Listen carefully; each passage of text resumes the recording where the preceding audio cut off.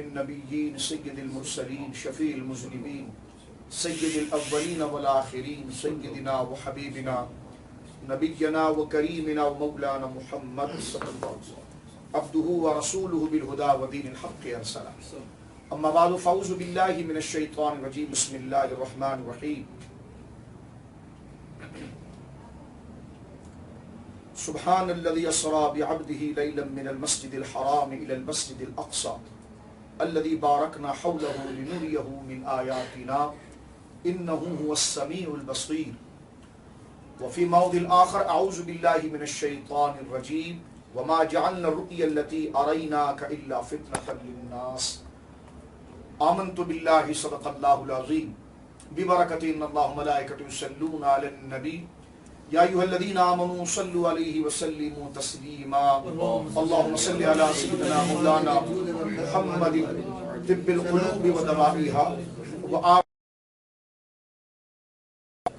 व नूरिल अब्सारि व ज़ियाइहा व अला आलिहि व स्वहबिहि व बारिक व सल्लिम सलातन व सलामन अलैका या रसूलल्लाह।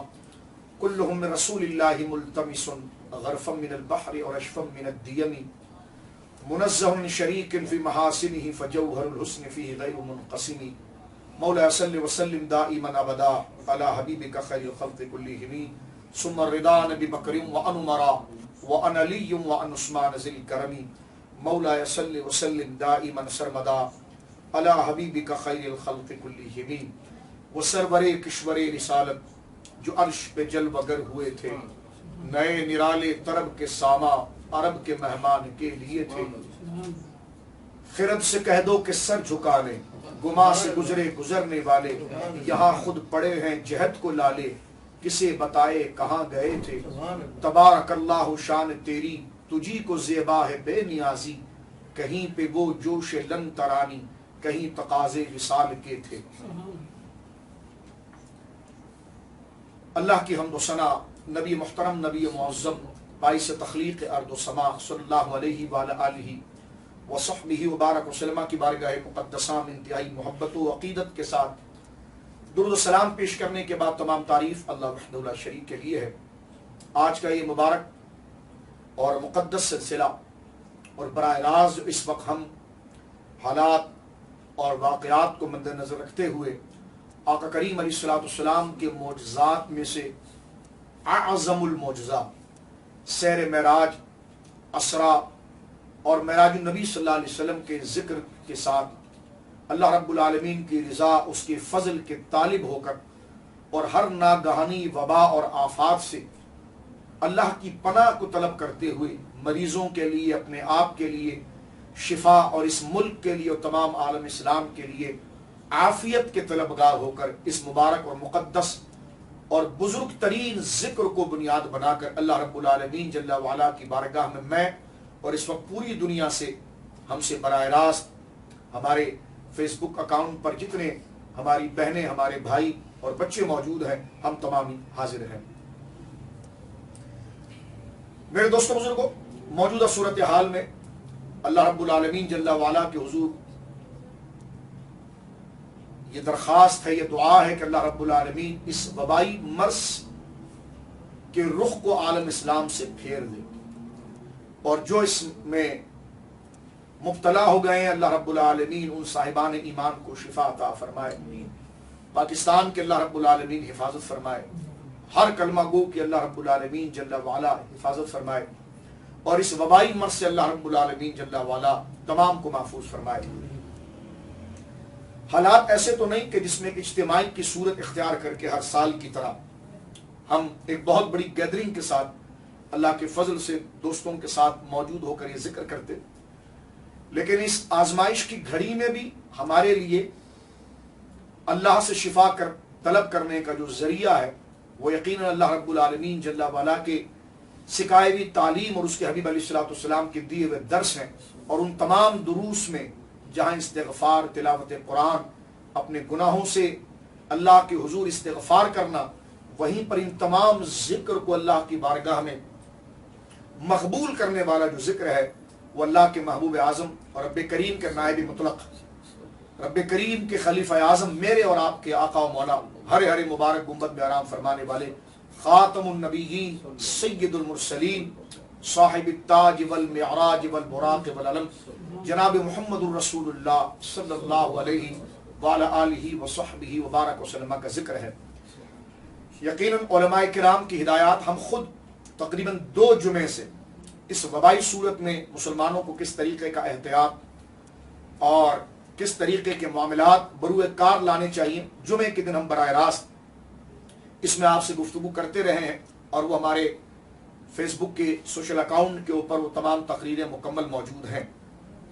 समाजी हजरात जो सियासी हजरात हैं या समाजी हजरात हैं जो कौम मिल्लत से मोहब्बत करने वाले हैं, उनकी बड़े मुखलिसाना मशवरे हमारे सामने मौजूद हैं और तवक्कुल का एक क्या तसव्वुर है, उसमें क्या तवाजुन की राह है, वो भी हमने दीन के हवाले से सीखा। तो लिहाजा मैंने इसीलिए ऐलान किया अपने उन दोस्तों से कि वो अपने घरों में रहें, अपने घर वालों के साथ रहें, अपने बच्चों के साथ रहें। इंशाअल्लाह अज़ीज़ लाइव प्रोग्राम के जरिए इस वबा से तहफ़्फ़ुज़ के जो एहतियाती असबाब हैं उसको बरूए कार लाते हुए समाजी हजरात मुआलिजीन जो मुखलिस हैं, जो लोगों को इस वबा से बचाना चाहते हैं, अल्लाह के फजल से उनके मशवरे उनके मामलात को मुकद्दम रखते हुए और हमने ये चाहा कि इस जिक्र को, यकीनन ये जिक्र सरासर शिफा है, उन असबाब और एहतियात के अंदर सबसे मौसर सबब इस वबा से बचने का और अल्लाह से शिफा लेने का वो तो जनाब रसूल करीम सल्लल्लाहु अलैहि वसल्लम का जिक्र है। तो इस मौजूदा कंडीशन के अंदर हमने ये चाहा कि हम अपने घर के अंदर तन्हा बैठकर आपसे बराह रास्त हो जाए और आप अपने घरों के अंदर रहते हुए फैमिलीज के साथ मेराजुन नबी सल्लल्लाहु अलैहि वसल्लम के मकाम, मर्तबा और अजमत से अपने ईमानों को रोशन करें। और जो एक घेमा घेमी लगी हुई है तो उस घेमा घेमी के अंदर कहीं दुनिया के होकर ना रह जाए, बल्कि हमारा रिश्ता ज़ात मुस्तफ़ा करीम सल्लल्लाहु अलैहि वसल्लम के साथ है, हम आखिरत पर यकीन रखते हैं। तो इस घेमा घेमी के अंदर तवाजुन की राह और एहतियात की राह और हमारे लिए बेहतरीन मंजिलत वो अल्लाह की याद और उसके अहकाम पर अमल है और उस तरफ हमारी तबीयतों को बरंगेख्ता करना, रागिब करने वाला जो मुअस्सर जिक्र है वो याद मुस्तफ़ा है, जिक्र मुस्तफ़ा है सल्लल्लाहु ताला अलैहि वसल्लम। इस तमहीद के बाद मैं अपनी बहनों से भी मुखातब हूँ जो घरों के अंदर, मेरी बेटियां, मेरी माएँ, मेरी बहनें इस वक्त बराह रास्त गुफ्तगू सुन रही हैं। मैं अपने बच्चों और भाइयों से भी मुखातब हूँ। अब आइए हम सफ़र मेराज, सैर मेराज से मुतल्लिक ये इंतहाई बुजुर्ग, इंतहाई अहम और इंतहाई बाबरकत जिक्र को समाअत करने के लिए आगे बढ़ना चाह रहे हैं। लेकिन इससे पहले मैं चंद बातें अर्ज कर देना चाहता हूँ। मेराजुन नबी सल्लल्लाहु अलैहि वसल्लम और ये सैर मेराज, ये ऐसा नहीं है कि इसको हम एक नशिस्त में या एक मजलिस के अंदर बयान कर सकें।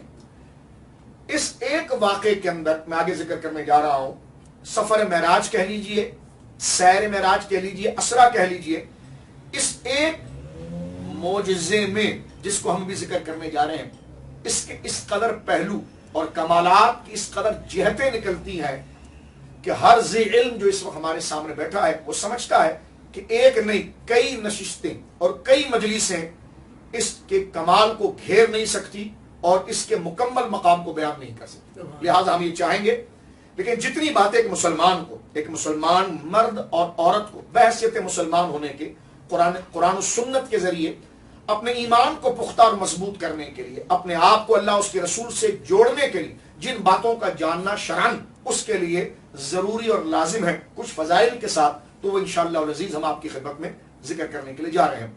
सफर मेराज देखिए, हमारे आका अलैहिस्सलाम को जो अल्लाह रब्बुल आलमीन ने मोजज़ात अता फरमाए हैं वो तो शुमार से ज्यादा है, यानी हम उसको शुमार नहीं कर सकते। मोहतरम नाज़रीन, हम उसका इहाता नहीं कर सकते, हम उसको शुमार नहीं कर सकते। अब जरा गौर कीजिए इस पर मैं आपसे क्या बात करना चाह रहा हूं। देखिए, अल्लाह रब्बुल आलमीन जल्ला वाला मुझे और आपको जो अल्लाह ने पैदा किया है वो इसलिए पैदा किया है कि हम अल्लाह रब्बुल आलमीन को पहचानें, उसकी पहचान हासिल करें, उसकी मारिफत हासिल करें।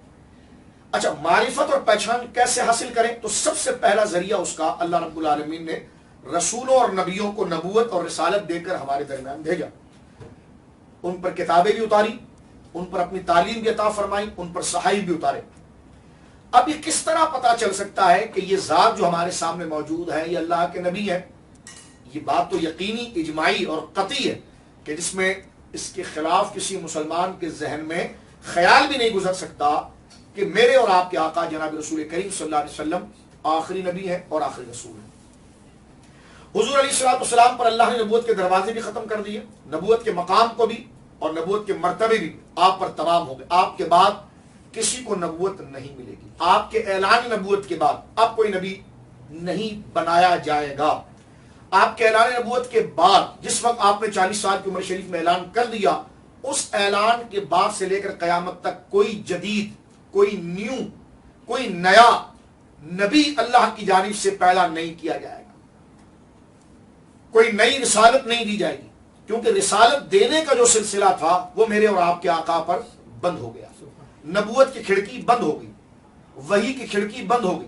आखिरी उम्मत हुजूर की उम्मत, आखिरी नबी हुजूर है, आखिरी रसूल हुजूर है अलैहिस्सलाम, और आखिरी कलाम जिससे अल्लाह रब्बुल आलमीन ने करना था वो मेरे और आपके आका जनाब रसूल मुकर्रम सल्लल्लाहु अलैहि वसल्लम। यानी मैं ये कहना चाह रहा हूं कि हमारे नबी पाक पर नबूवत खत्म हो गई। इसको कबूल करते हुए अब ये समझना है कि जब नबी खुद को नबी कहता है तो किस तरह इस बात को जाना जाता है और नबी पर क्या जिम्मेदारी होती है। जाहिर सी बात है, देखिए आप इसको यूं समझ लीजिए कि कोई भी महकमे का शख्स, आला महकमे का शख्स जो आपके सामने आके खड़ा होता और वो कहता है कि मैं एक आर्मी से हूं, मैं पुलिस से हूं, मैं फला इदारे से हूं, तो आप उससे पूछते हैं कि आप अगर फला इदारे से हैं तो अपना आईडी चेक कराइए, अपना कार्ड चेक कराइए, तो वो फौरन अपनी मालूमात देने के लिए बाकायदा आपके सामने अपने इदारे का कार्ड करता है और उस बात को जिक्र करता है कि इस इदारे की तरफ से ऑफिशियल मुझे इस नाम पर नॉमिनेट किया गया।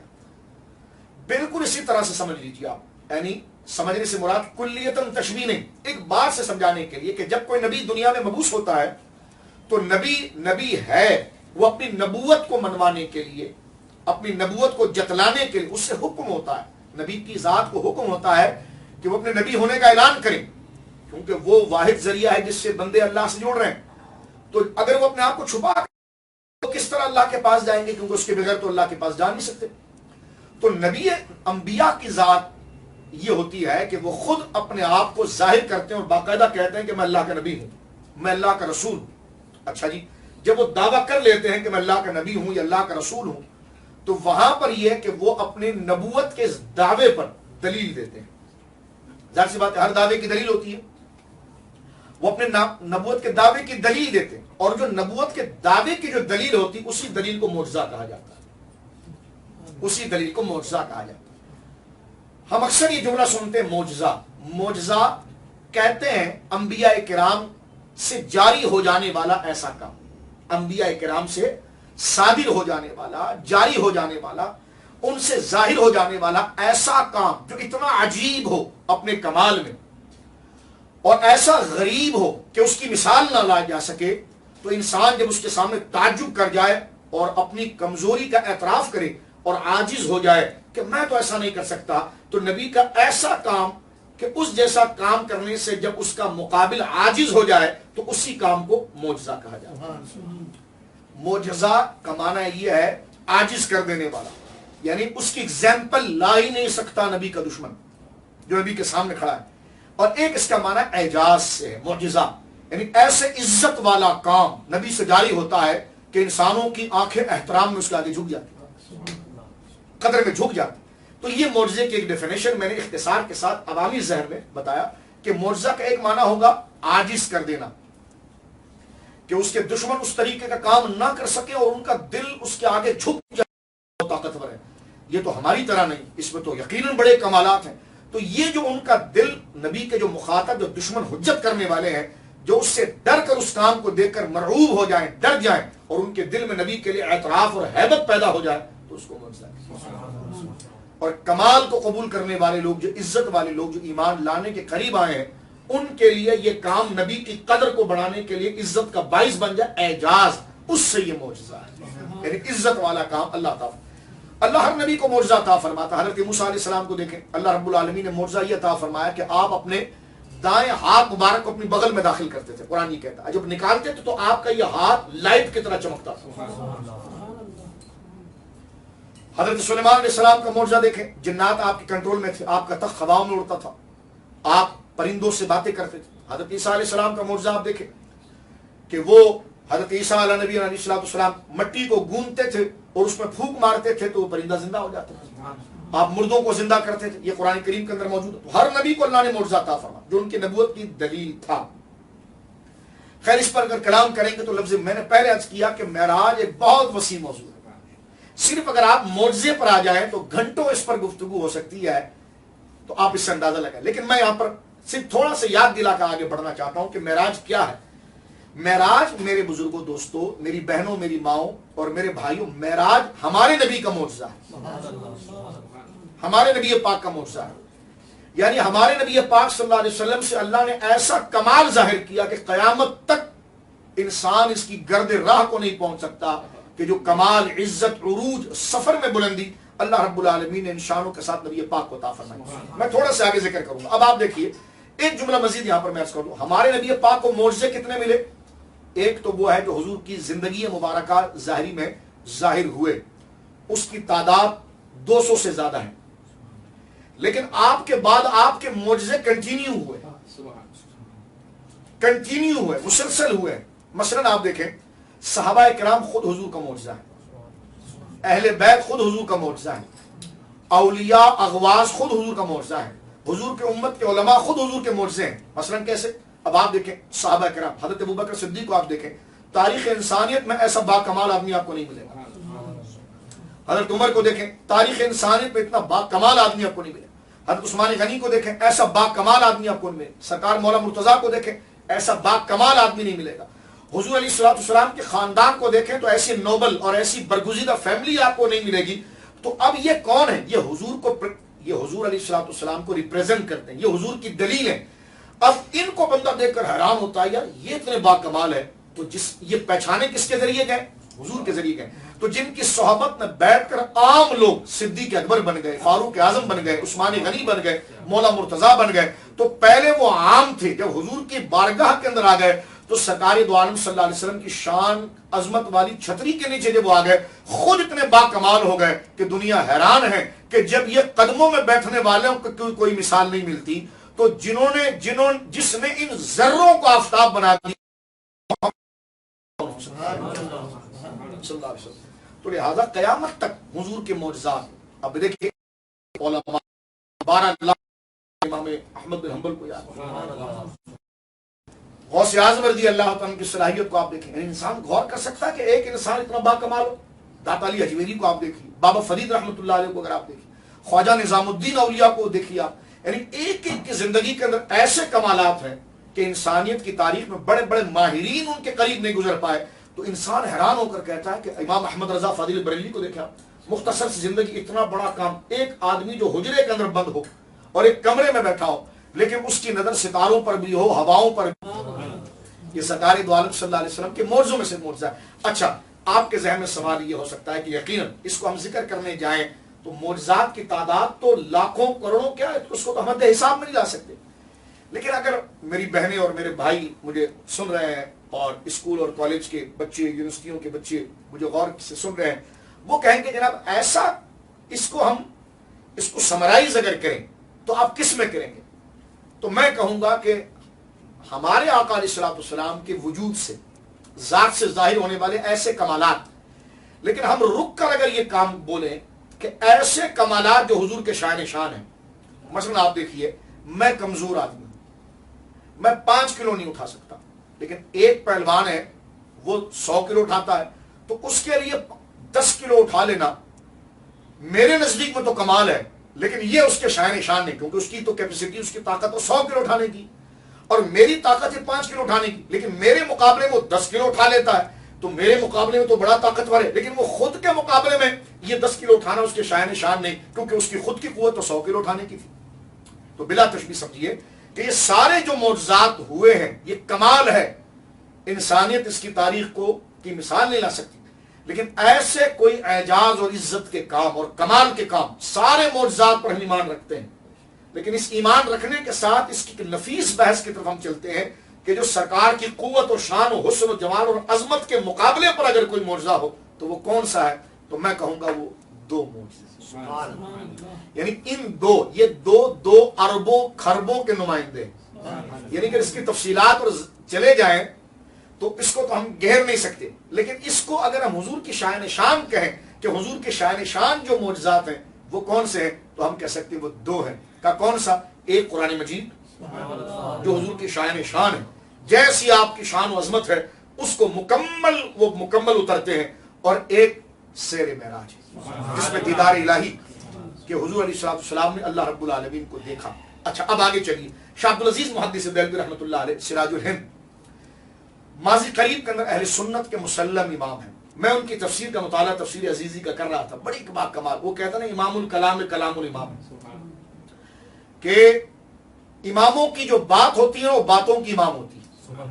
वाकई इमामुल कलाम कलामुल इमाम है कि इमामों का कलाम कलामों का इमाम होता है, बड़ों की बात बातों में बड़ी होती है। तो शाह अब्दुल अजीज मुहद्दिस देहलवी वाकई में उनके लिए जुमला है कि इमामुल कलाम कलामुल इमाम है, कि इमामों की बात बातों की इमाम होती है। शाह अब्दुल अजीज साहब ने बड़ी प्यारी बात लिखी सूरह अलम नशरह की तफसीर में। एक जुमला लिखते हैं, क्योंकि कभी जिंदगी रही तो हम उनकी किताब से कभी अलम नशरह, कभी हमने कोशिश भी की है गुज़िश्ता सालों में, क्योंकि हमारी शायद 20वीं सालाना मेरा जो नबी सल्लल्लाहु अलैहि वसल्लम कॉन्फ्रेंस है जिसको हम आपके साथ बराह रास्त हो रहे हैं, अल्लाह रब्बुल आलमीन आखिरी सांस तक ये जिक्र करने के हमें और हमारी औलादों को तौफीक अता फरमाए। मेरे दोस्तों, हमने शाह अब्दुल अजीज साहब की निकात और उनके वालिद गिरामी के निकात जो अहले सुन्नत के लिए सनद का दर्जा रखते हैं वो जिक्र की, लेकिन मैं बात को आगे बढ़ाना चाहता हूं।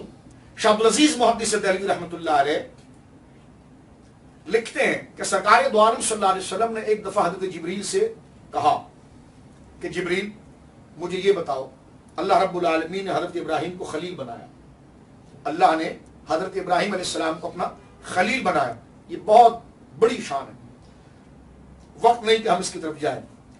सरकार हमारे नबी पाक ने जिब्रील से पूछा कि अल्लाह से ये मालूम करो मेरी जानिब से कि या अल्लाह तेरा महबूब ये कह रहा है कि तूने हजरत इब्राहिम को बड़ी शान दी और तूने हजरत इब्राहिम को खलील बनाया, तूने हजरत मूसा से कलाम किया और मूसा अलैहिस्सलाम को तूने कलीम बनाया, ईसा को रूहुल्लाह बनाया, तो मेरे लिए तूने क्या रखा है।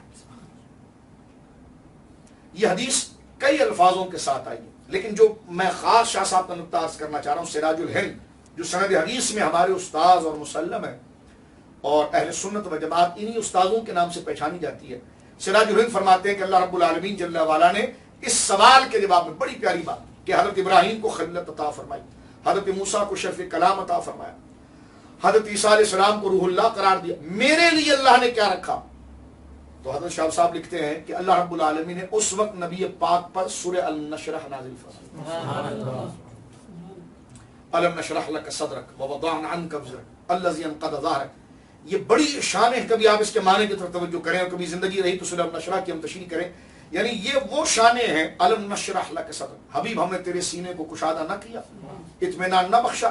यानी उधर से हजरत मूसा ये कह रब्बि इश्रह ली, या अल्लाह मेरे सीने को मुझे मुतमईन कर, और यहां हुजूर कह नहीं रहे, अल्लाह खुद कहता है कि हमने नहीं कर दिया। उधर मांगा जा रहा है, इधर बेमांगे अता किया गया, और फरमा तुझ पर हमने ये शान यह की है कि अलम नशरह लक सदरक व वदअना अन्का विज़रक व वदअना अन्का विज़रक, हबीब जो तेरे ऊपर बोझ था वो हमने उतार दिया, अल्लज़ी अनक़ज़ ज़हरक, वो जिम्मेदारी का बोझ जो तेरी कमर को झुका रहा था, अल्लज़ी अनक़ज़ ज़हरक व रफ़अना लक ज़िक्रक, हबीब सारी खुदाई हमारी हमारे जिक्र को बुलंद करती है और हम तेरे रब होकर तेरे जिक्र को बुलंद। इसके हर पहलू में कमाल दर, ये अलम नशरह लक सदरक खुद एक कमाल है। अब आप गौर कीजिए शाह साहब का जुमला अब यहां पर सुनने जैसा है। मैं तमाम आशिकान मुस्तफ़ा की तवज्जो से कहना चाहूंगा, देखो इमामुल कलाम कलामुल इमाम कि जब सरकार दो आलम सल्लल्लाहु अलैहि वसल्लम ने यह अल्लाह की बारगाह में अर्ज की कि जिब्रील पूछो मेरे रब से कि अल्लाह ने हजरत इब्राहिम को खलील बनाया, हजरत मूसा को कलीम बनाया, हजरत ईसा को रूहुल्लाह बनाया, मुझे क्या दिया। तो शाह साहब फरमाते हैं कि अल्लाह ने सूरह अलम नशरह उतारी, लेकिन फिर कहते हैं मेरा मुताला ये कहता है कि ये हदीस पाक में मुतालिबा और मांगना मेराज से पहले है। ये लिखते हैं शाह साहब, फरमाया ये जो हुजूर ने सवाल किया ना मुझे क्या दिया, तो अल्लाह ने सूरह अलम नशरह उतारी। शाह साहब कहते हैं मेरा मुताला और ये बताता है कि ये मुतालिबा हुजूर का अल्लाह से अपनी शान के बारे में मेराज होने से पहले का है। फरमाते रहा मेराज होना, तो मेराज होने के बाद तो हुजूर को वो शान अता की गई है जो अंबिया को उसका अशर अशीर भी नहीं मिला। यानी फरमा रहे हैं कि ये सवाल जो हुजूर ने किया ये तो मेराज होने से पहले। मेराज तो ऐसा शर्फ और इज्जत के ऐसे दर्जे और मदारिज हैं कि जब हुजूर को मिले, क्योंकि यहां तो अंबिया का नाम हुजूर ने लिया ना कि फला नबी को ये दिया, फला नबी को ये दिया, फला नबी को दिया, मुझे क्या दिया। फरमाया ये बात मेराज होने से पहले की थी, मेराज होने के बाद नहीं, वरना मेराज में हुजूर को अल्लाह ने इतनी शान अता फरमाई